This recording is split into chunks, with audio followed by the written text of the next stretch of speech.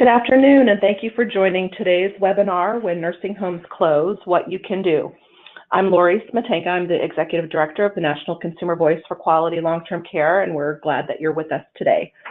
So this is the first in a series of webinars on nursing home closure that's part of a larger project on this issue that we've been working on at Consumer Voice, looking at best practices and obstacles to closures that are carried out in a manner that preserves and protects the rights and interests of residents, maintains their dignity and choice, and also minimizes the impact of transfer trauma on those residents. Today's webinar will address how advocates can work within their own state to improve outcomes for residents during the closure process, as well as look at examples from 2 states that have implemented practices that are making a difference for residents. Our presenters today will be Dr. Cynthia Rudder, who is the founder and former executive director of the Long-Term Care Community Coalition, a New York statewide advocacy organization for long-term care consumers. She's now a consultant for a number of different not-for-profit organizations.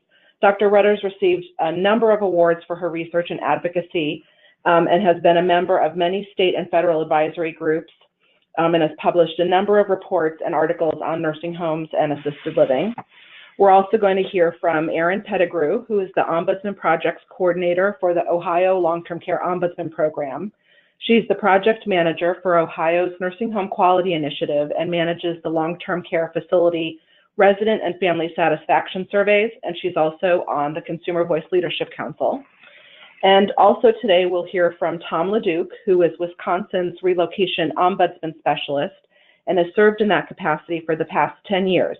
As relocation specialist, Tom works anywhere in the state where groups of residents are being moved either from or within nursing homes and assisted living facilities. So for today, all of the lines will be on mute. We are recording the webinar.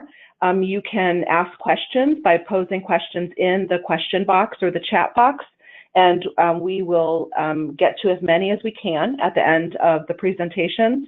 Also, you will see under the handouts tab in your control panel the PowerPoint for today and a copy of our report that we have issued on nursing home closures and best practices and obstacles and recommendations. So let's get started with the presentations today, and I will turn it over to Dr. Rudder. Cynthia? Thank you. And welcome, everybody. I'm glad to continue to talk about nursing home closures.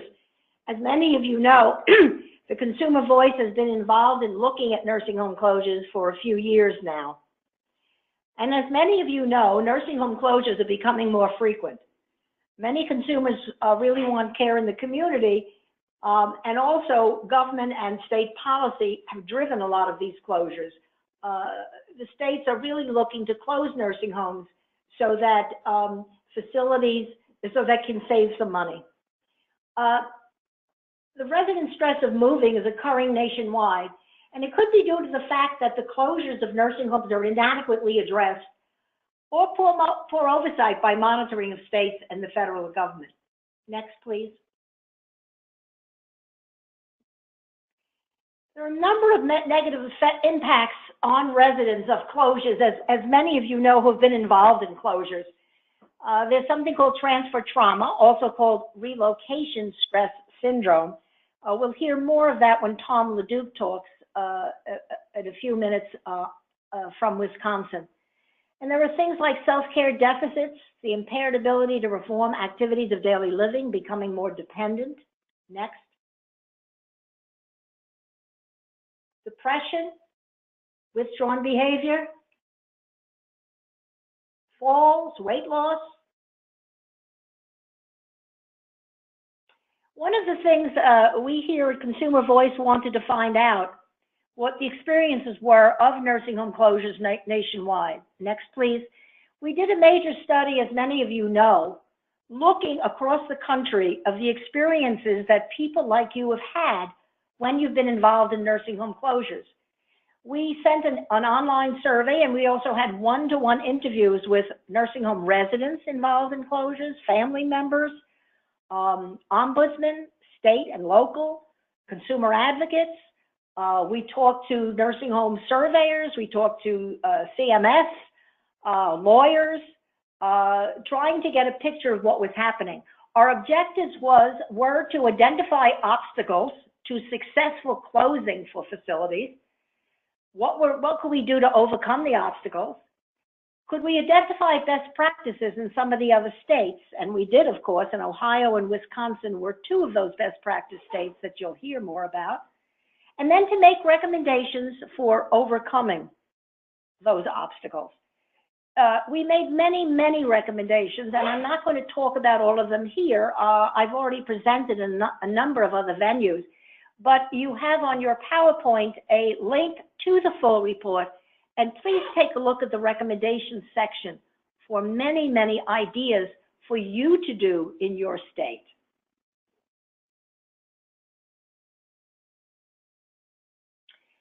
The study found that there were 6 major obstacles to a satisfactory closure for a resident and their families. One was a lack of appropriate and nearby placements. Now, that didn't always mean actually that there weren't vacancies. It often meant that the facility didn't want to take some of these people for various reasons. We also found from the online surveys and interviews that there was a tremendous amount of poor discharge planning.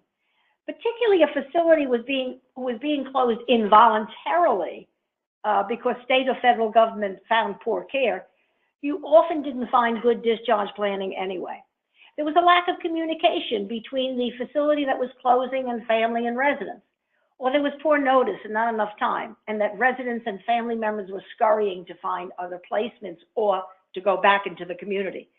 We found staffing issues.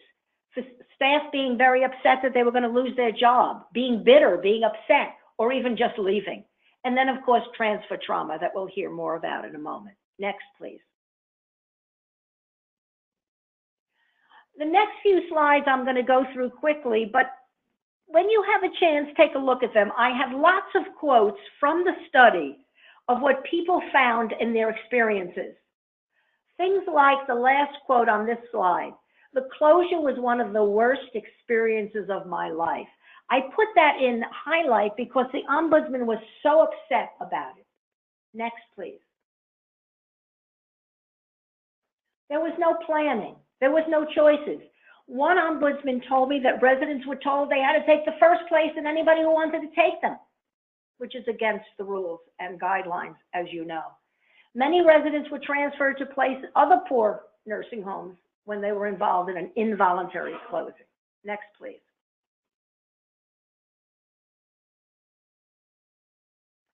Again, I'm not going to go over all these quotes. I have them in here. I hope you will look at them because they're very moving.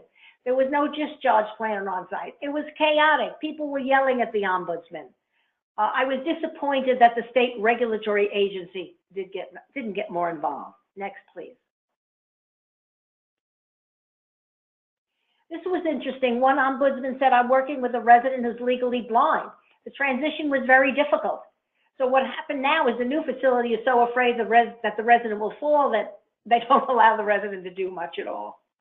Next, please. I'm going to skip this slide, but take a look on it. Again, these are quotes from the study. Next, please. This was a family member that I interviewed in Rochester, New York over the phone.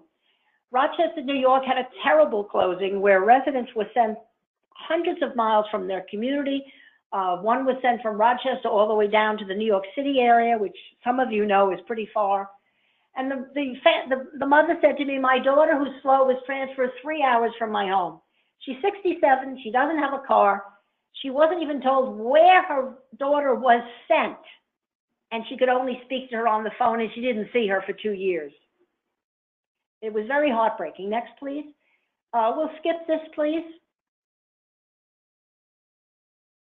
We can skip some of these, please. Again, you have a chance, read it. This was interesting. I interviewed go back one, please. I interviewed a resident, by the way, who from the Midwest, who told me that she didn't even know that the nursing home was closing until she saw it written up in the papers. She said the residents were rushed out, nobody helped her, and her medication records weren't even sent to the new facility, and she had to wait 10 days for her orders to be rewritten. Unbelievable, but true. Next, please. I'd like to spend the remainder of my time talking about what you can do if you want to take one of the recommendations that we have put in the report and try to make it a reality in your state. Next, please. Now, there are many recommendations in the study, as I said. One of the biggest recommendations was that each state should have a relocation team or a nursing home closure team, which brought in all the state agencies, the state ombudsman, mental health, regulatory, Medicaid, disability groups, all of the different agencies as a group to be involved in nursing home closures. And you'll hear about a best practice state, Ohio, when Erin Pettegrew speaks in a few minutes. But we have many other recommendations. Things like the state ombudsman should make sure records of residents who are being transferred are up to date, so that a facility that says, I don't want to take that resident because they act out and they have dementia,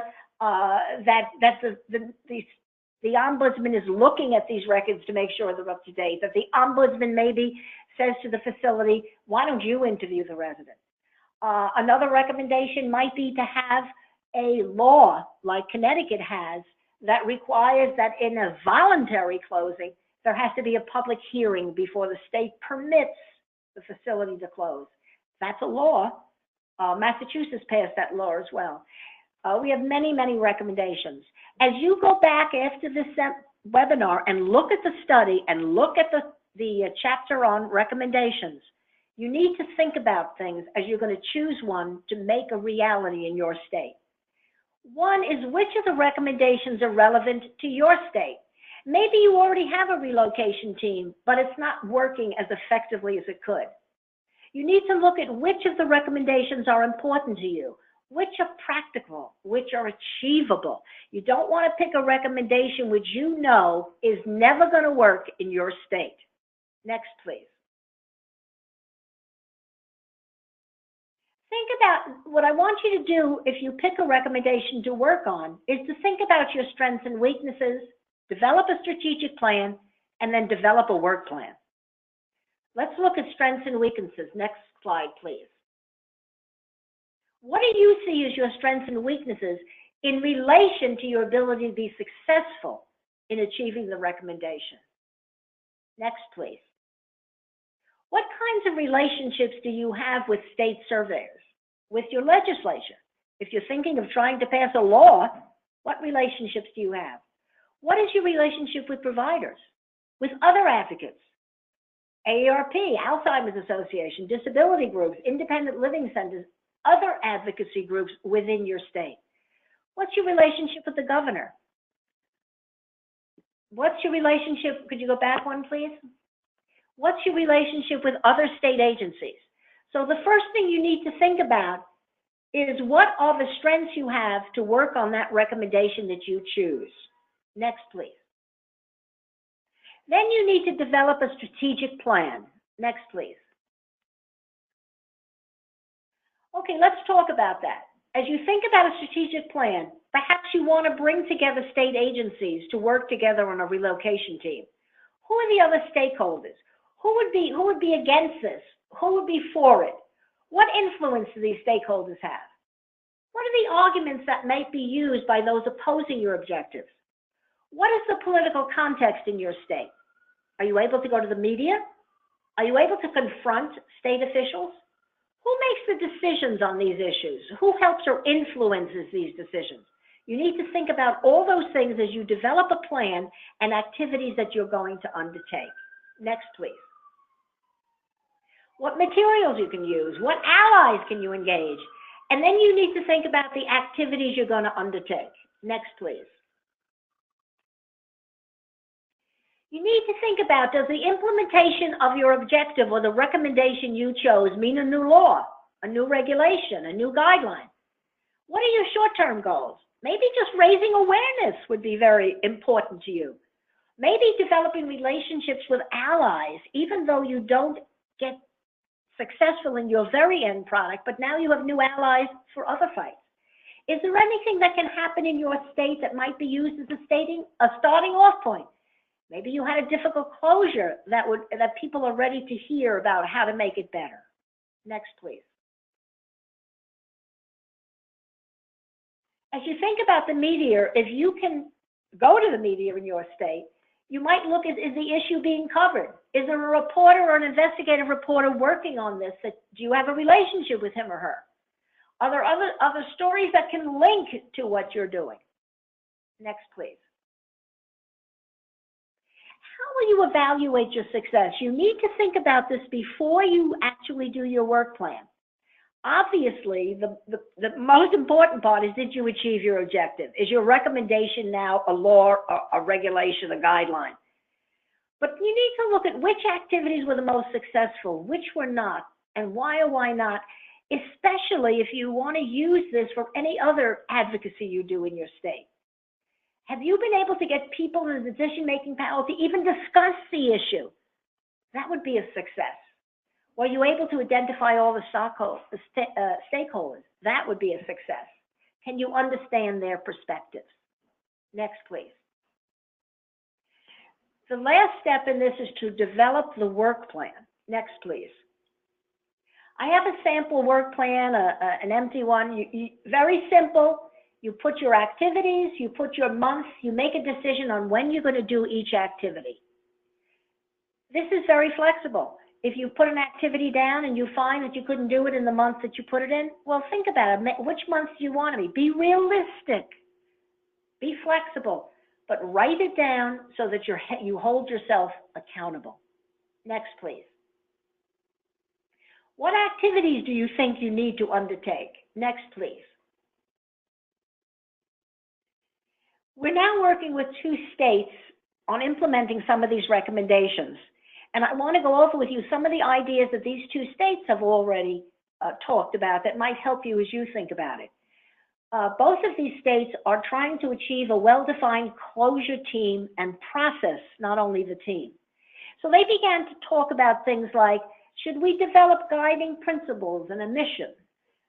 Maybe we need to really clarify the roles. What does the Medicaid agency do? What does the regulatory agency do? What does the Ombudsman do? Should other agencies be included? Are there other agencies in the state that we never thought of that should be involved in this? What methods of communication will be used? Are we going to meet in person? Are we going to do email? How often will the group meet? Next, please. Should the process be expanded to other providers? In one of the states we're working with, they're beginning to think, well, maybe if we write a manual and we have a process, we should apply this to assisted living closures or other kinds of closures.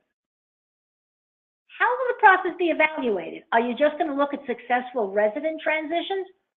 Or what about efficiency and effectiveness of the team?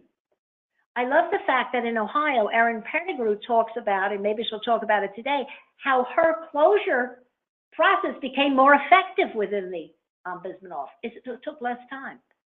How do you pay for the process? Can you use CMP funds? Are there any rules in your state that might have to be changed if you put in a new process? What about a process for licensed nursing homes that are not certified by the federal government, that don't participate in Medicaid and Medicare? Can we use the same process? Next, please. I'm going to end my section here by just showing you what one of the states we're working with has already put together on their work plan. These are just ideas that you might find helpful. But look how detailed it is, and it really has to be so detailed. They decided in their first meeting, they have a number of things of what they will do in their first meeting, what products they hope to get from their first meeting. When they held their first meeting, they didn't accomplish everything. That's okay. They put it off to the next. Next one, please. They gave homework to their members. So that each agency in the state had to read manuals that Alisha and I gave them from Wisconsin and Michigan, and the case studies that we put together in the toolkit that Alisha will talk about in a little bit. That was their homework, to look at it and maybe call some of the other contacts in the best practice states. And some of them have called Ohio, and called other states to get help as they're forming their team. Next, please. Then they held their second meeting, and they had goals for that second meeting, again, very detailed. They put it in September. They didn't quite finish. They're putting it into October and November. Again, be practical, be realistic of what you can do, but be detailed. Next, please. Homework again, and then they held a third meeting. If anybody in the audience is going to try to work on any of our recommendations and is going to try any of this, we would be happy to help you. Please contact Alisha, contact me, contact Lori. We're here really to help make the recommendations that all of you talked about in our original study a reality in some of these states. Look at the contacts of some of the best practice states that are here to speak to you for help to help you get going as well. I'm going to end here. I don't think I have another slide. If I do, please push it up. I don't think I do. I would like to introduce now Tom LaDuke from Wisconsin, who's going to talk about a very important obstacle to a good, successful transition for nursing home residents, and that is transfer trauma. Tom? Good afternoon, everybody. My name is Tom LaDuke, and I'm Wisconsin's relocation specialist with the Ombudsman program. And could I have the next slide, please? I'm going to talk about Wisconsin's requirements for relocation planning and mitigating transfer trauma in closing facilities. So I'm the state's relocation specialist, and what that means is that I have a full-time position where I work closely with the local ombudsman really anywhere in the state, but only when 5 or more residents are being moved for a couple of reasons, but most often when facilities close. And in Wisconsin, those facilities may be either nursing homes or larger assisted living facilities. Next slide. So we're fortunate in Wisconsin to have a state law, and that law gives our Department of Health Services authority to intervene in closing facilities, and then some other circumstances as well. Next slide.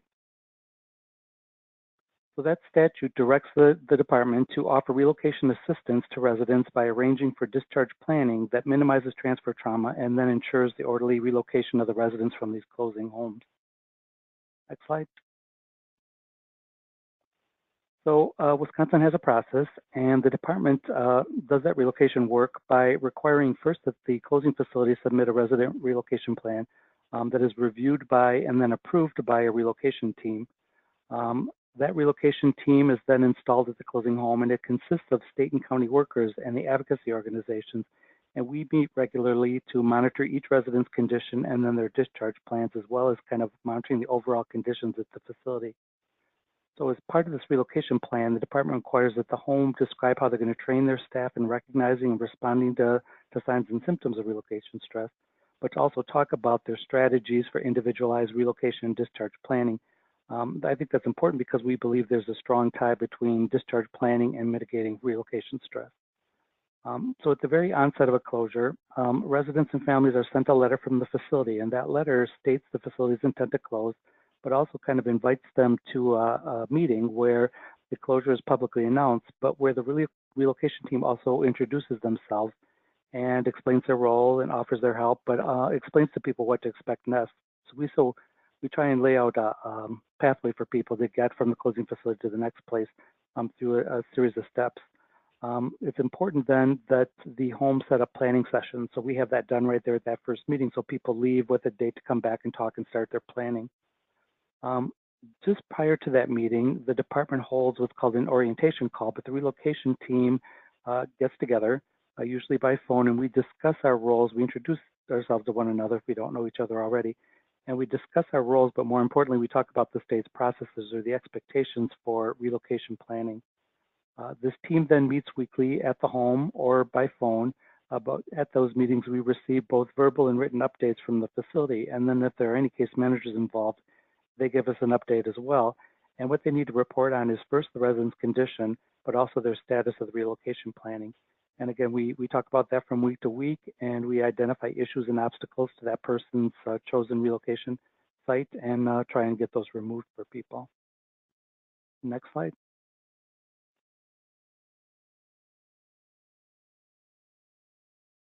Could I have the next slide, please?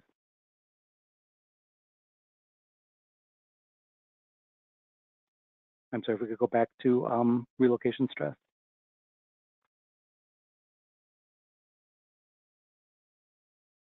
There we go. So Dr. Rudder did a good job defining relocation stress, and I won't get into that too much because I think it's pretty self-explanatory, but those are the clinical definitions that we use in Wisconsin anyways. And again, I think they're pretty self-explanatory. Basically, we maintain that some people are going to respond very poorly at having to move, and that the move is unique in this situation, in the situation of a closure, because it feels differently. It feels a lot like an eviction, and that's what people will tell you. So some providers have argued that they do admissions and discharges all the time, and the people are just fine with that. But we think that a closure is unique, and the people are affected uniquely by that. They don't initiate this move, and I think they often feel that they have little control over the decision to leave. But I think more importantly is that you have a group dynamic and that everybody's affected. The whole home is moving, and the whole community is affected. So I've seen whole towns that grieve the loss of that home. It's just an important place in the town, and it goes away. So I've had providers argue whether or not relocation stress exists, and they've challenged the state processes, thinking that they don't need to go through all of these steps, but they do under our law. So I don't have much patience with that discussion. I really just sort of say to them that it's written into the state law, and that law requires that we prevent and minimize it, whether you believe it or not. It's just something we have to work on. I have been challenged to come up with some hard data, and we're looking at ways to possibly do that through maybe accessing MDSs or whatnot. But at this point, all we really have is anecdotal information about how people do, but we'd really like a clearer sense of people's outcomes. So that's something we're considering here in Wisconsin. Next slide. So Wisconsin's process really focuses on, according to law, minimizing and mitigating transfer trauma. And we've come to sort of the sad realization that there's not a lot that you can do once the person is experiencing that stress. Really what's most effective is getting in there early and trying to prevent that in the first place. And that really starts with informing that person and keeping them informed and up to date, as well as their significant others. Everybody needs to be sort of on board with this plan. It starts again with the facility sending out that letter of intent, and then following that up with that public announcement and informational meeting. So we think that communication is kind of key, informing people what's going on, but then sort of keeping them involved through that whole process. We asked the home that they should immediately follow up with individuals after they've had that meeting. They should go and talk to each resident and call each family member to sort of get a sense of how they're responding to that, and then to address any questions or concerns that they might have.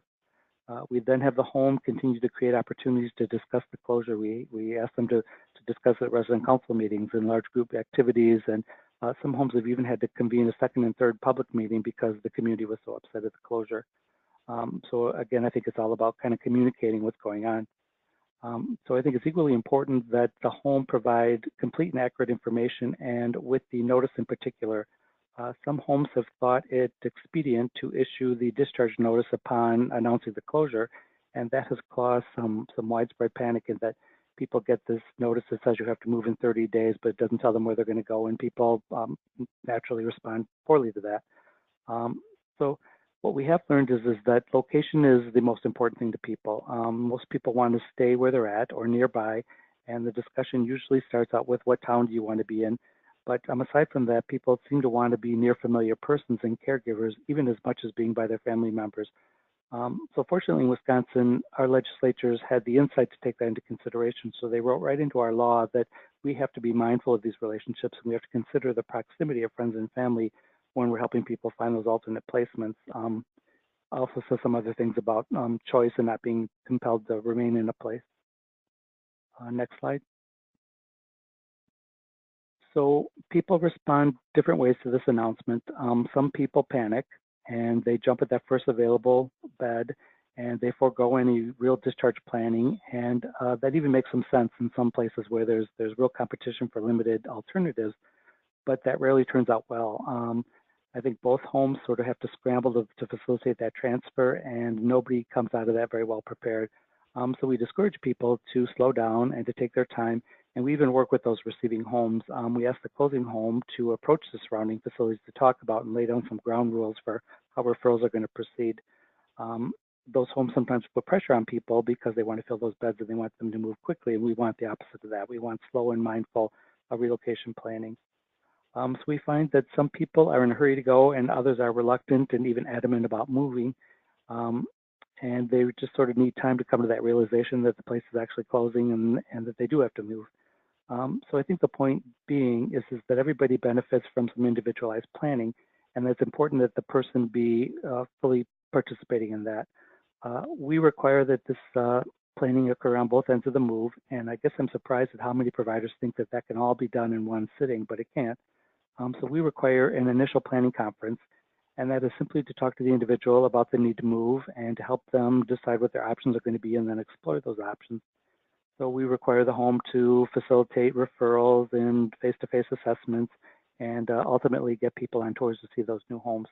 So we make that distinction between relocation planning and then discharge planning that comes on the back end of that move, where the alternate placement has been confirmed, and it really kind of focuses on working out the details of the move itself. Next slide. So we think it's also important, I'm sorry, the next slide on exchanging information. There we go. So it's equally important that these new providers be adequately prepared as well. There was a study done in Wisconsin where people didn't move well, and they attributed that to two simple factors, and that's that the resident wasn't prepared and the receiving home wasn't prepared either. So I think it's important that we take that into consideration and make sure that that receiving home is well prepared and is familiar with what that individual wants and needs. So we encourage them to come and do a face-to-face assessment rather than just sending off some written information and making a decision that way. We also require the closing home to make themselves available to answer any questions or clarify any potential issues. Dr. Rudder had made mention of some homes, if they just sort of look at that chart, they come to their own conclusion. So it's important that the staff that knows the individual be able to sort of clarify any issues. We think it's important that a discharge summary and a post-discharge plan of care be shared long before the date of discharge, and that the receiving home actually participate in that discharge planning conference so that they can ask any questions they might have about the individual, as well as sort of participate in working out those details. We encourage that the staff in the closing home prepare some information beyond what's found in the medical record. So staff are usually happy to write notes on the individual's particular routines or preferences to kind of help smooth that transition. The last thing that we do is that we ask the nurses to talk to one another. So the nurse from the closing facility is encouraged to talk to the nurse at the receiving facility to make sure that they understand exactly what that care needs to look like, but to also exchange contact information so that they can talk after the move to see if there are any questions or problems that need to be resolved. Next slide. So it's also important that the resident be directly supported before, during, and then just after that move by familiar caregivers. So I think that's even the case when friends and family are available. So the closing home needs to offer to help unpack, but they should also accompany that resident on the move and assist them with unpacking and settling in. It creates one more opportunity to get any issues or questions resolved, but I think it really helps the individual feel cared for. And I think it's important for those caregivers too to know that the person is settled in well. So there is a cost to that, and some homes balk at that, but I think they see the value after staff return and say that the individual has settled in nicely. I think it should go without saying that no cost should fall to the resident because of this move, but I find myself saying that all the time. So I'm having trouble finding any regulatory backup for that, but I think it's important to make that point that the closing home should bear the cost of that. So next slide, please. The last step in our process is that the closing home follow up on the individual. So we ask them to call and make sure that the person arrives safely and that any issues have been addressed, but then to call in a week or two later to see how they're doing and then report that back to the relocation team. So we build that right into our process. Even after discharge, we want to get reports on that individual to make sure that they're okay in the new place. And then if there are issues, that somebody can go help resolve those. So if there are case managers involved, they're required to follow up, and then the advocates do that as well. So part of my job is to refer relocating residents to local ombudsmen as these people move into these different regions of the state. And then we also coordinate some follow-up activities with our volunteers. So the next slide, please. We came up, and Dr. Rudder was referring to a set of principles, and we did just that. We came up with this set of principles that we orient the relocation team first thing. So when we have that orientation call, we review these steps. And I think it captures the essence of our law pretty well. So if I could just take a minute, I thought I'd run through those with you because I think they're very important. Basically, what's happened is that the last few homes have approached the department and they've been pretty late in the game, and they've claimed that they need to close quickly because they're in dire financial situations. So it's important to us that we make sure that they understand that these are the requirements of the law, and this is the standard that we're going to hold them to regardless of their situation. And I think we've been able to put the brakes on some of that, although some homes have closed really quickly here. So again, we kind of go through these steps, and I'm just going to read them to you. But we insist that relocations be safe and that they're done in an orderly fashion, that the process has to be person-centered, and that it has to focus on mitigating any relocation stress. It has to protect the residents' health, safety, welfare, and rights, and that it must allow for the development of both relocation and discharge plans so that that individual is fully prepared to move, as are their subsequent caregivers. The resident has to be kept informed and involved in the process, and they have to receive all required notices. Residents must be given enough options that take proximity to friends and family into consideration, and nobody can be forced to relocate or remain in a placement without a court order. People have to be provided opportunities to tour and to visit, even multiple times, to these proposed new settings. And residents have to be given adequate assistance and support when they're moving and shouldn't have to bear costs for that. Last thing we make perfectly clear to a facility is that they cannot close until each resident is not only relocated, but to a suitable and acceptable alternate living arrangement. So that again implies that the resident has some choice in the matter. So again, we have that discussion very early on, but the last thing we do, the last team meeting that we have, we meet with the facility and the relocation team and we debrief the closure. So we get everybody's opinion about what worked well in that particular closure and what could have been done differently. And then we incorporate those into certain lessons that we learn to go back into our processes. So there's one more point I wanted to make, and that is the role of the Ombudsman. It's interesting that the applicants aren't mentioned anywhere in this particular section of our state law, but we're certainly a critical piece of that process. So we assume a role in facility closures, and we sort of insert ourselves into that process on our own authority because we have a role in monitoring conditions and the process overall to see that people's rights are respected. So we've made a place for ourselves at that table, and we participate in that. And I think that the department and even the facilities eventually come to appreciate that. We do what an ombudsman typically does, but we really focus our efforts on having a very regular physical presence in the building. We try and get in there once or twice a week at least, more so if we're going to planning conferences. At the onset of that closure, we introduce ourselves and we explain our role at that announcement meeting, but we also post an introductory letter to the residents and visitors. We post that right in the building, and then we send that same letter on to decision makers. And then lastly, we leave behind resources like brochures and business cards and stuff like that. We tour the building regularly and predictably. We like to go on the same day so that people know that they can expect to see us on, say, Wednesday or Thursday. And that's where we do our casework. We walk the halls and we get to talk to people and we find out what it is that they need or want, and then we advocate on their behalf for that. We offer our services and we offer to go to planning conferences where it's our role to advise the individual and to support them. But more importantly, we represent their interests on this relocation team. So we make sure that the state and the county and the home understand what it is that the individual wants. And then lastly, we consult with staff to talk about any number of issues. So with that, I thank you for your time and attention, and I would encourage you to please look at our website. You will find there a number of brochures and booklets relating to facility closures and to discharges in general, and you are welcome to help yourself to any of that if you think it would be useful. You'll also see a link to the state's relocation manual that's being revised. We're pretty excited about that, but the old version is still available and the new one will be as well. There are all kinds of resources in there that talk about relocation stress and team processes and all kinds of things. So lastly, the next slide has my contact information, so please feel free to give me a call or an email if I can do anything to answer any questions about any of this, or if I can be of any assistance to you as you do facility closures in your state. Thanks.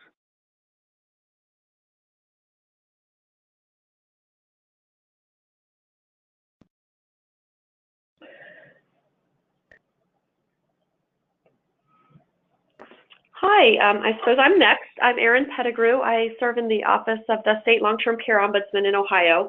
And I'm going to, like Tom did, sort of walk through our role and process here in Ohio and our transition team.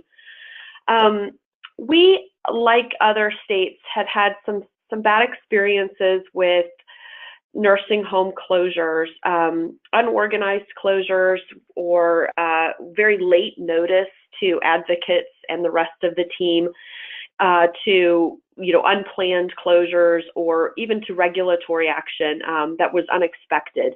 And so anecdotally, we were finding poor outcomes and being unaware of the outcomes for residents and how that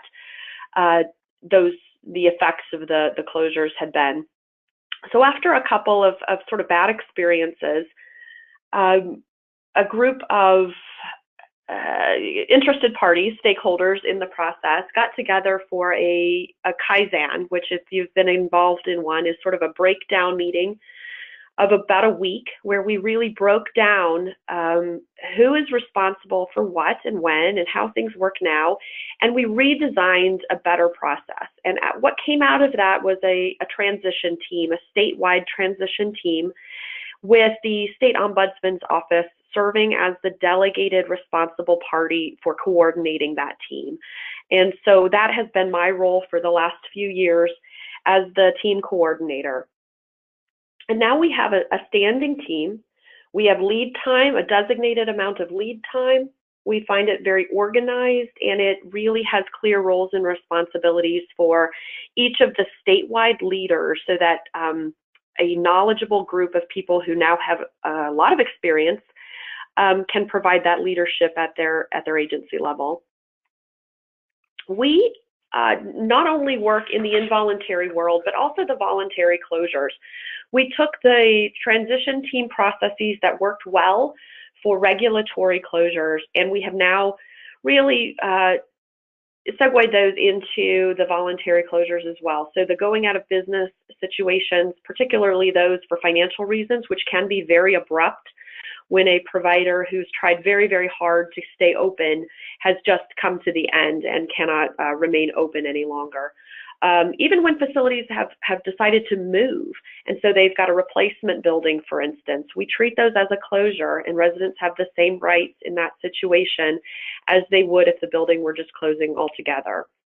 We also work in unit closing. So we've had, in the past, some vent units have closed, and we've also had situations where a previously secured unit has now decided to become an unsecured unit, and so residents who've been affected by that, we have also come in aid of that as well. And we really rely very heavily on the local ombudsman in these voluntary closures, simply because they know more about the facility and they're hands-on with the residents and knowing their experiences.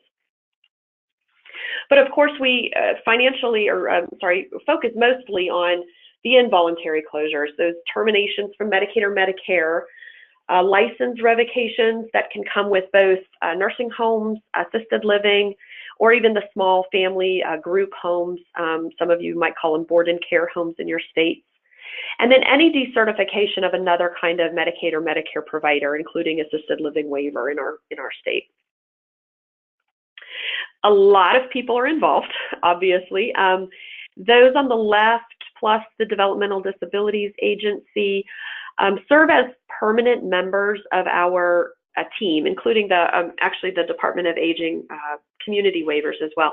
So we are, the main team who serves on that, and then others as needed. So we pull in the local ombudsman or the county JFS, which is our county Medicaid agency.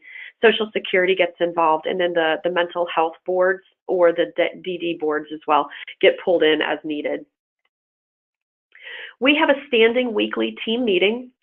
We meet Thursdays at 1:30 every week to talk about any long-term care providers of interest at the time. So any potential enforcement actions. So we watch very carefully if facilities have had serious enforcement with a termination date in the future. Any bankruptcies that are happening, unit closures. We also watch very carefully the special focus facilities, because in Ohio we have language that the Medicaid agency will terminate a provider if they do not improve or graduate from the list during certain time frames. We also look for special circumstances. I don't know a state in a long time that hasn't had some kind of emergency, financial issues, natural disasters, or other kinds of tragic emergencies, or even, cold or heat due to, failing HVAC systems. So we have a meeting where any of these are on the agenda. So in our process that we designed through our transition team Kaizen, we have developed a 60-day window. It is not in any legal binding state, but what we've decided and what the Ohio Department of Health, which is our state survey agency, told us is that a lot of homes, 2/3 of the homes in the state, will get an enforcement letter with a termination date. And those normally in the regular course of business are corrected in sometime in that 6-month survey window, enforcement window. So, but what they found was that about 60 days before a potential termination gives us enough time to really initiate termination preparations, but also gives the home still time to come back into compliance. And so 60 days is just a sort of agreed upon handshake window where the team starts to look and prepare for potential termination. And so we really rely on the Department of Health to keep us updated on that enforcement status. So they send out a notice and tell us that home A is within their 60-day window and why. And then the team can then start to do our preparation. We rely very heavily, as Tom discussed in Wisconsin, we rely very heavily on the long-term care ombudsman program in that window because they are the advocates. And so what we're asking them in this period of time is to share their knowledge and institutional background on this home. So what is the complaint history? How are these owners and administrators going to be to work with? Are the staffing levels being maintained? And a real question about the profile of the residents. Who are we working with here? Is this a home that has a very geriatric, frail, elderly population of people who have lived there for many, many years and will be devastated by this? Is this a home where we're going to have some very challenging transitions because of mental health background or lack of access to other homes in the area? What are we really facing here? And so we ask them to do very frequent advocacy visits. And at this point in our process, they join the team. And so they join our weekly standing team meetings. And then this is where all of the state agencies really shine. Our Medicaid agency pulls MDS data for the facility that's in the window. They review residents on paper for community living potential. So they're looking for a shorter number of days in the home. They're looking for low ADLs, younger. So they're looking for people who, on paper, look like they might be interested in community living. And this is where having a 60-day window is very helpful. They refer those people for community living specialist visits. And so they basically prompt the process in our state that we normally have during Section Q from the MDS. If you're familiar with that section, it's the part of the resident assessment where we ask residents if they want to live in the community. So it's almost as if the resident has indicated interest. And so we will send community living specialists out for a visit. And we'll do a money follows the person application for anyone interested. And we do see about, between 5 and 20% of a home will prompt a community living visit. And then out of those, maybe a quarter to half will prompt another, an application for community living. And we'll try to get those people connected to appropriate community waivers if possible. And then our Mental Health and Addiction Services Agency reviews the same data and those resident names and identifiers for PASSAR compliance. So what we're looking for here is people who have expired hospital exemptions who maybe don't need to be in the nursing home.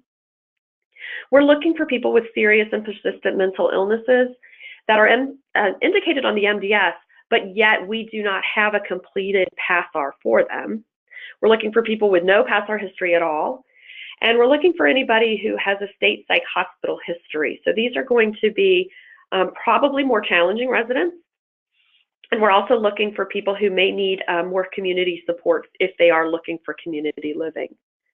And then our developmental disabilities agency also reviews the data for people who have dual diagnosed conditions or people who have DD history with their system, because they may as well be interested in waivers into the community or maybe connection to their local agencies.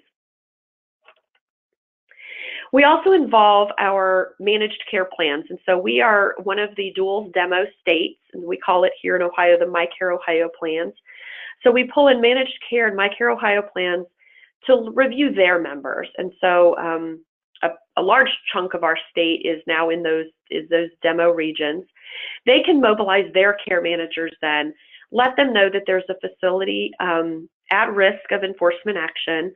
And at this point, they're not doing anything in terms of moving anyone, but they're getting to know their health history and any community living potential. Some of the plans have, really run right out and start to have weekly meetings with their residents, and they'll talk to residents about their options. If you needed to move, where would you like to go? And sometimes residents take advantage of that, mostly not. Most residents want to stay where they are. We're not making any announcements at this point of the home closing, because as I said, most of the homes do come back into compliance and life goes on as normal. We're also prepping our area agencies on aging, prepping them to do levels of care, letting them know that they may get a large number of them. We're also asking them to be aware of the requests for level of care. If the facility starts to move people prior to any kind of termination, we'd like to know that as well. And then they need to be able to maybe go out and do some long-term care consultations to talk to people about community living options, doing waiver applications, things like that. And then we will talk with our mental health and DD boards as needed. Sometimes homes have very little of a population that needs their involvement, but sometimes they do. Ideally, our notification process starts even before the official date of the termination, where we have meetings with administration. We talk to them about the team and what our roles are going to be and their responsibilities for a safe and orderly discharge. I really like Tom's principles of a safe and orderly discharge. I think I'm going to adopt that in the future, because this is where we talk to the administrators, the social workers, the discharge planners about the process of a closure. We've been through it many times, and we have some very best practices, and we have some things to avoid to warn them, because we really are going to be partners with them. And unfortunately, it's in the termination setting, it really is that we're working with homes that have perhaps poor paperwork, have less of a positive relationship with families. So we're not always working in the best scenarios, but we do make the best of it, and we've had some good success with that. So at the actual notification day, so the 60 days have passed, we've done all our prep work, and we're ready. So we've got very helpful information from the MDS, we've got helpful information from the Ombudsman and the MyCare Ohio teams. And then we approach the residents with the official notification letter. We try to put that in as plain English as possible, but it's really hard to do with federal rules and regs. But we try to explain in a very a good way, all within one day. And this involves the Ombudsman and often members from the Mental Health and Addiction Services Office, and sometimes Medicaid as well if we need them as for extra people. We explain what's happening. And then we start to talk about options. If it's a possibility, if community transition is of interest, if moving to a less restrictive environment like assisted living or group home might be a potential option. And then we get really helpful information directly from the residents. Are there people they want to move with? Would they like to keep their roommates, for instance? Are there staff that they're particularly connected to? Do they have any real concerns? Things like whether they smoke can be a very big deal if you're moving to a facility where smoking's not, they don't have a liberal smoking policy, for instance. And then we try to get in touch with families and guardians. But as I said, we're not always working with homes that have the best records. And so we've attempted family and guardian meetings. We've attempted a lot of family contact by phone, but a lot of family members work, and it's very difficult to reach people, but we do try to get in touch. And then we work with any legal guardians that we can find through the probate office. And we do notify the probate as well so that they're aware. And then we get into selection assistance mode. And so this is where we are presenting quality information about particular nursing homes in the area. If they want to go to a different area of the state, if they've got a hometown in Cleveland and yet the home's closing in Cincinnati, we can try to connect them to local resources to let them know about those kinds of options and whether the services offered will meet their needs. It's very important to us that we ensure that residents aren't just moved en masse to either related facilities, or that the managed care plans, for instance, don't move all of their residents to one home. We try to make sure everyone has choice, and that we really engage the transition coordinators for any of the money follows the person or waiver programs if we can. Some of the real challenges we face have been the sex offender background. In Ohio, we have a notification law, and some facilities have made it a blanket policy not to accept offenders. So that has been challenging.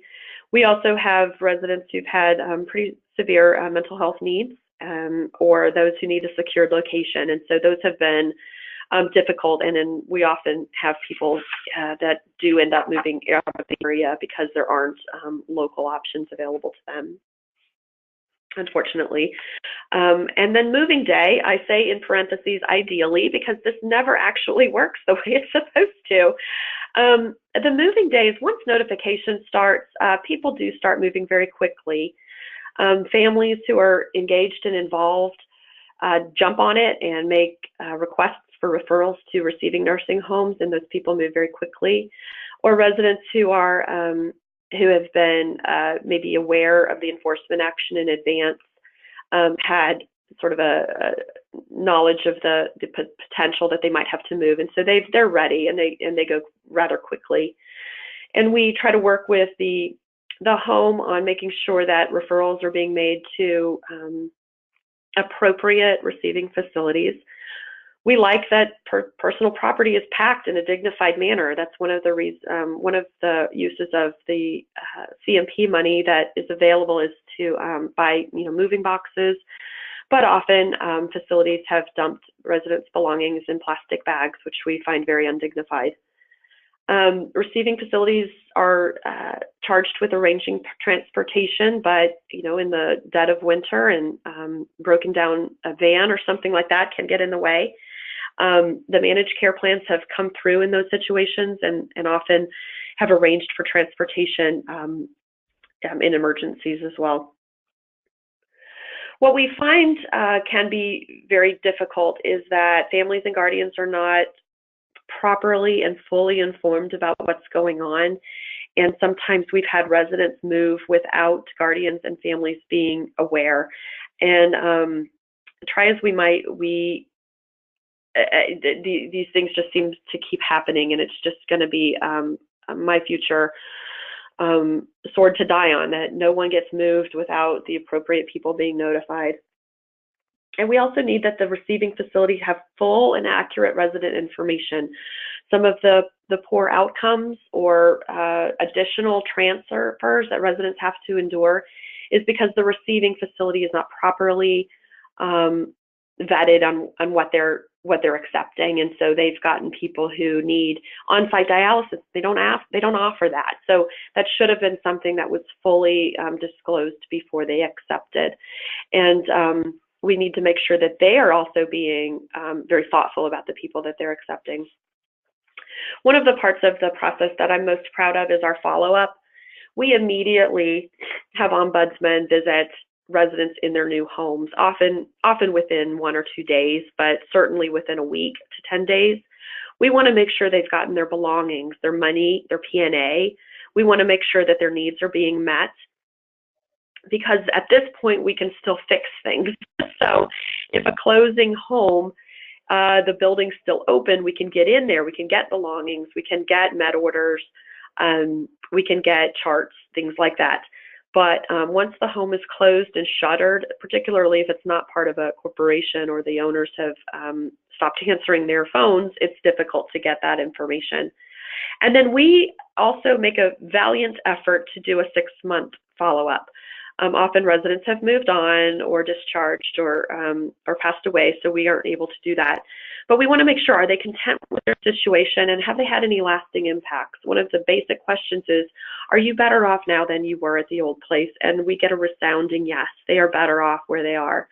Heartwarming stories about people feeling more part of the community, getting better care, getting dental care, getting podiatry, getting mental health services. So we are really finding that there have been positive outcomes for sure.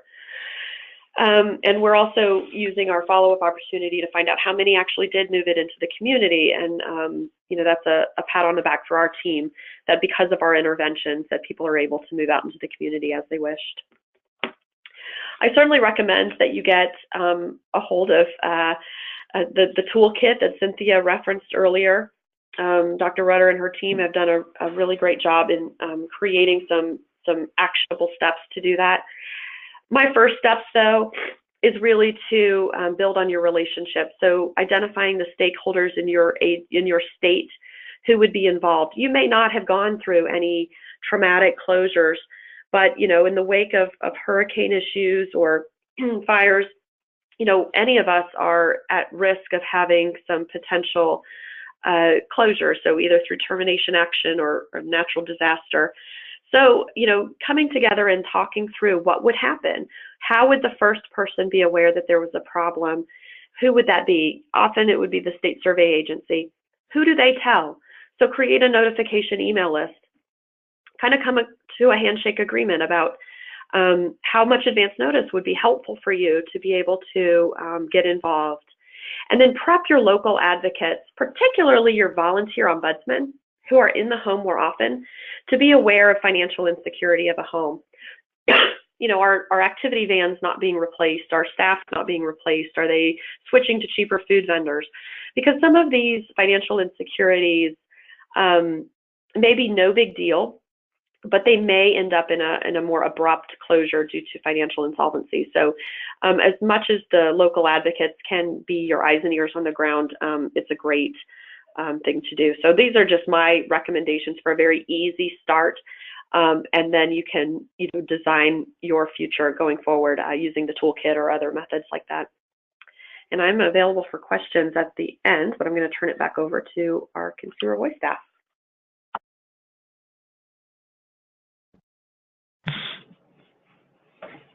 Thank you, Erin. I'm Alisha Lineswala, and I serve as a Public Policy and Program Specialist at Consumer Voice. As Dr. Rudder and Erin both mentioned, we created a toolkit filled with example tools, including state guidelines, checklists, and forms from the best practice states we identified during our study. Once you have identified the gaps in your state's closure process, you can adapt these resources for your state and include them in your closure process. On the screen, you should see a link to the toolkit. When you click on the link, you'll be directed directly to our toolkit. On the next slide, I've highlighted some noteworthy pieces from our toolkit since we have a lot of tools in there. If your state does not have a closure manual, I highly recommend looking at the state manuals we've included from Rhode Island, Iowa, and Wisconsin. I've also listed a number of documents, including the introductory communication from Wisconsin, the frequently asked questions from Connecticut, and the long-term care living options from Ohio.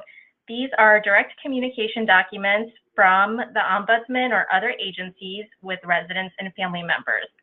These documents can really help minimize transfer trauma by really letting residents and family members know what to do in a nursing home closure. I've also selected a few forms that will be helpful for Ombudsman programs, including the daily closure report from Iowa and the LTCO discharge to-do list. These are comprehensive reporting forms that ensure Ombudsman programs can track each resident from those who have already been transferred and those that are still in the process of finding a new facility. Finally, I'd like to discuss a couple of consumer voice resources we created for the toolkit. We created a nursing home closures issue brief that discusses the federal closure rules as well as transfer discharge nursing home regulations that apply in every closure. In addition, we've created an information card that details residents' rights and has a checklist of personal items and medications that they would need to take with them. You can distribute these to residents and family members when you meet them during a closure. And finally, we've created a brochure for long-term care ombudsman programs to distribute. The brochure also details residents' rights during a closure and how to mitigate transferred trauma. If you have any questions about the toolkit, please enter them into the question box and we'll do our best to follow up with you. With that, I'll transfer it to Lori to moderate our Q&A portion. Thanks, Alisha, and thank you so much to Dr. Rudder and Tom and Erin for the terrific information that they shared today. We have run well over our time that we had allotted, but thank you all for sticking with us so far for the presentations today, since there's been such valuable information shared. So we did have just a couple questions come in. I will, let's maybe just take time to do one or two of them, if you don't mind just sticking with us for another 5 minutes, and then we'll just do some closing remarks. But one question that had come in was whether any of the states or even Dr. Rudder would recommend having family members or former residents as members of any of the working groups, if you've ever done that or would recommend that.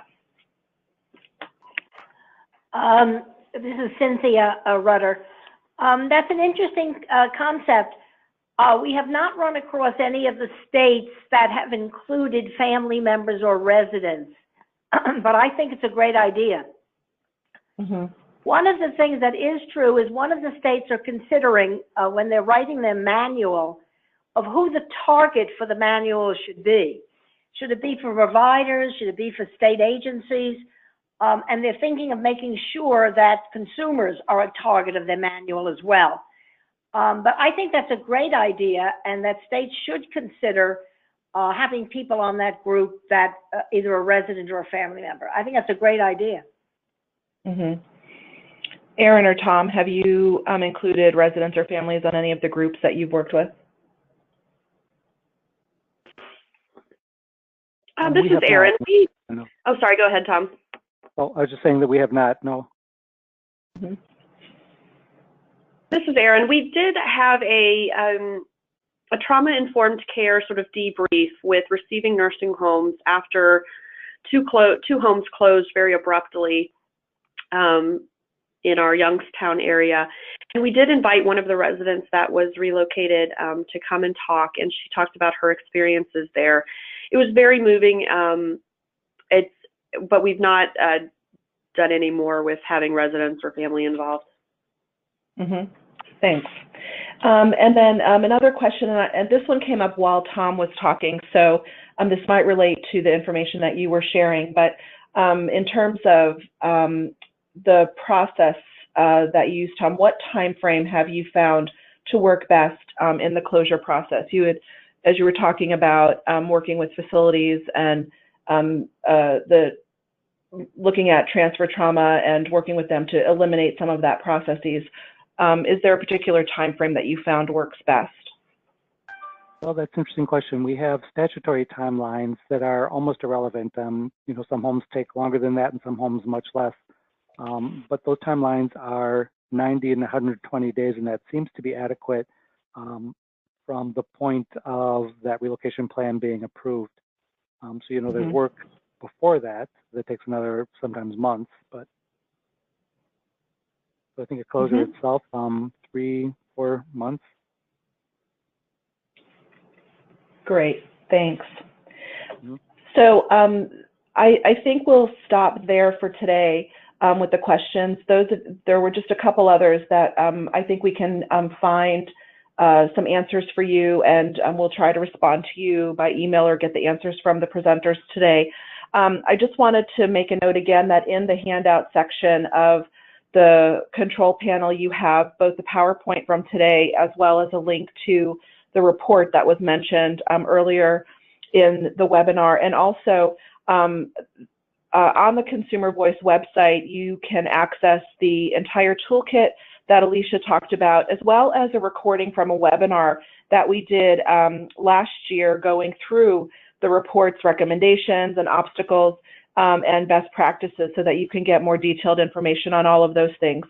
As I mentioned at the beginning, this is the first in a series of webinars we're doing on this topic. The next one will be December 12th, where we'll be talking more in depth about federal closure rules and guidelines. So watch for registration information about that. And then the third one will be in the spring of 2018, where we will hear from the 2 states that Dr. Rudder talked about that we are working directly with as they develop processes around improving the closure processes and plans in their states and developing their own relocation teams. So with that, thank you for joining us this afternoon. And this webinar has been recorded, and we'll make the recording available to you as well. And thanks to our presenters today for such terrific information. Have a good rest of the day.